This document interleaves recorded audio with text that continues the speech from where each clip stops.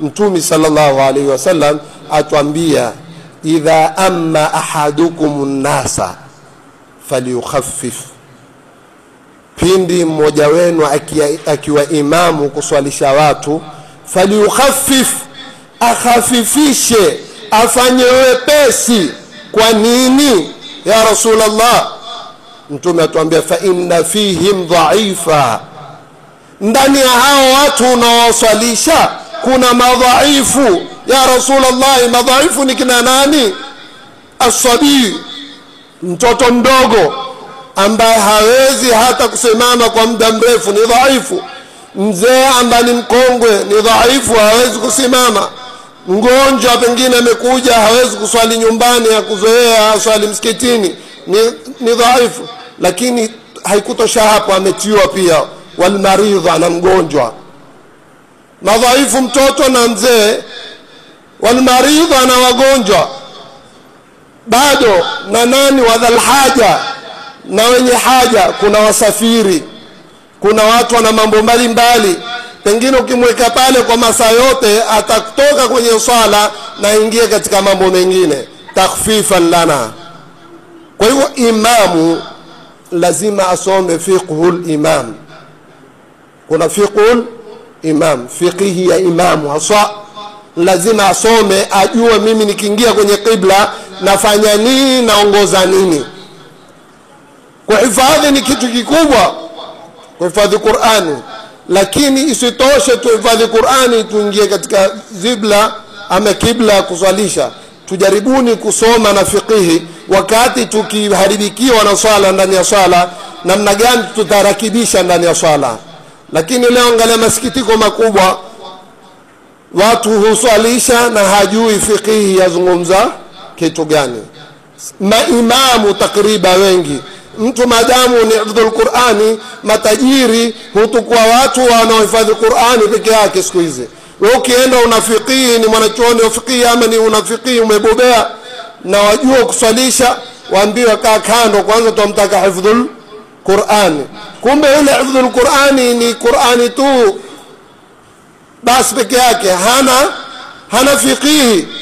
Na haya ni matatizo, ndio Uislamu wapotea.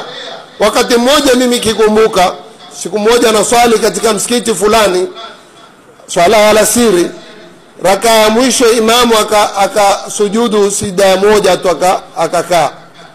Baada ya kukaa akapiga salamu. Akipiga salamu jamaa wakawa wengine wababaika, huyo umesujudu sijda moja. Akaambia imamu, bwana umesujudu sijda moja. Asema madamu mmesahau swala imesihi. Ngala fatwa.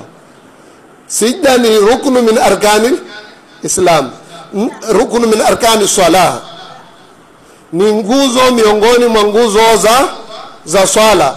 Yoyote atakaiacha nguzo ya swala ni lazima airudie, ndo sheria ya fiqh. Lakini huyo aliwaatisha watu swala na wakaenda zao, na wasilipe, wengine wakalipa, wengine wakaenda zao kwa sababu ya kauli yake, kwa sababu ya fiqh.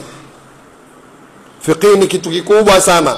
Na ndio utaona kina Ibn Umar ambaye ndio sahibu sunna, sahibu al-ittiba' li Rasulillah, ambaye ndio aloshikamana na sunna zaidi na alomfuata Mtume sallallahu alaihi wasallam. Lakini ukiangalia wakati mmoja alikhafifisha swala za usiku, kwa sababu kuna baadhi ya watu humfuata yeye, akaukhafifisha uswali kwa ufupi. Akawaambia watu msirefushe, kwa sababu watu watatukia. Ni afadhali watu wapende kuswali. Huenda mtu kaolewa ufanye ibada ukaona nzuri, kumbe ukamtukiza mwingine, ukamkimbiza mwingine akawasifanya ile ibada. Kina Ibn Abbas radhiallahu anhu watu onyesha namna hiyo. Kina Sayyidina Ali, kina Sayyidina Umar ibn al-Khattab radhiallahu anhu, wakati mmoja alilitoa mashtaka, akaambiwa wale mabalozi wako uliowapeleka katika sehemu tofauti, kuna baadhi yao urefusha, mpaka kuna baadhi ya wanyonge na madhaifu hushindwa. Na wakati wa kina Sayyidina Umar akaambia khafifisheni, fa inna fihim dha'ifa wal maridha wa dhal haja. Kuna wengine madhaifu, kuna wengine wagonjwa, kuna wengine ni watu wana haja zao. hakadha ndio Uislamu. Na ndio utaona Sayyiduna Muhammad sallallahu alaihi wasallam alipomtuma Muadh bin Jabal kwenda Yaman, katika nasaha aliyempa Muadh bin Jabal akamwambia, ya Muadh la takun fattan, Muadh usiye mwenye kufitinisha. Muadh ashtuka, fatani gani huo tena Rasulullah?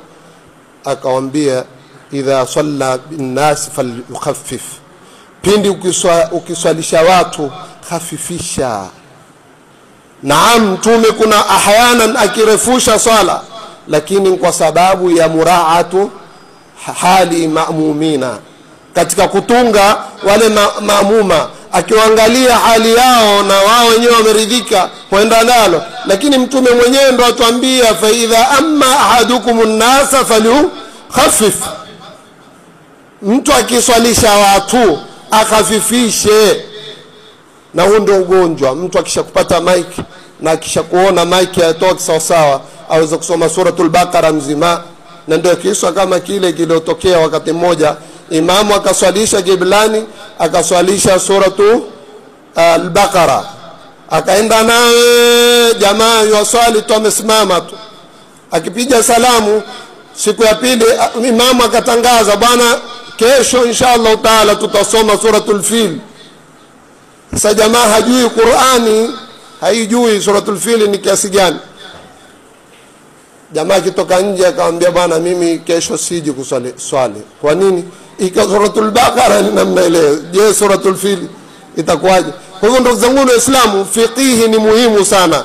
Hata katika fiqhi kuna kipengele cha imamu akitaka kuswalisha lazima aulize maamuma wake na waangalie, aulize kwamba je nirefushe swala ama nisirefushe. Hiyo ni sheria swala katika fiqhi. Kwa hivyo ndugu zangu Waislamu, tukitaka mfumo wepesi katika ibada ni lazima tuwe na mambo ambayo yatatusahiki kuweza kufanya ibada kwa usawa. Lakini bila hivyo tujue kwamba sisi tutapotea na tutapoteza watu. Na ndio siku ya kiyama huenda imamu akauswalisha kwa sauti mzuri na khushui, lakini akashikwa shingo akaambiwa huna ruhusa kwenda peponi. Kwa nini? Ya Allah, mimi nilikuwa kiswalisha, lakini japokuwa ukiswalisha ulikimbiza watu. Japokuwa ni ibada lakini ulikimbiza watu. Leo mtu asimame dakika 2 mzima wakati wa swala ya dhuhuri, raka moja tu, hataki kujua nyuma wako watu gani. Mwenyewe kuambia niko kazini, ati imamu yuko kazini, haonye ibada yuko kazini. Kwa hivyo afuata amri za nani? Za bosi. Leo hata mada pia, mada leo za makhatibu huchagua kutoa kwa sababu mabosi wasikasirike. Leo kuna mada ya liwatu, pengine ukitoa mara wametumiwa message hapo kwenye mimbara, sitisha hiyo message, sitisha hiyo mada hapo jamaa mbadilisha mada. Mada ya uzinifu, mada ya ulevi wa hakadha, kwa sababu ya kuwa wewe bosi wako kulipa utakosa cha kupewa. Lakini sio tunataka tuwe na misimamo katika mambo na tuelezee watu mambo waelewe, kwa sababu ulimwengu unavyoenda ni ulimwengu mbaya katika maisha. Ni lazima tuambiane, tuelezane ili turakibishe yale ambao mapungufu tulionao. Kwa hivyo ibada ni kitu kikubwa. Ndio utaona katika sheria na kaida za usulul fiqh asema almashaqqatu tajlibu at-taysir, ule uzito huvuta wepesi. Kila siku ukipata uzito ujue kuna wepesi wake. Wewe ukiwa mgonjwa ujue Mwenyezi Mungu Subhanahu wa Ta'ala amekupa wepesi katika ibada. Huyu sawa na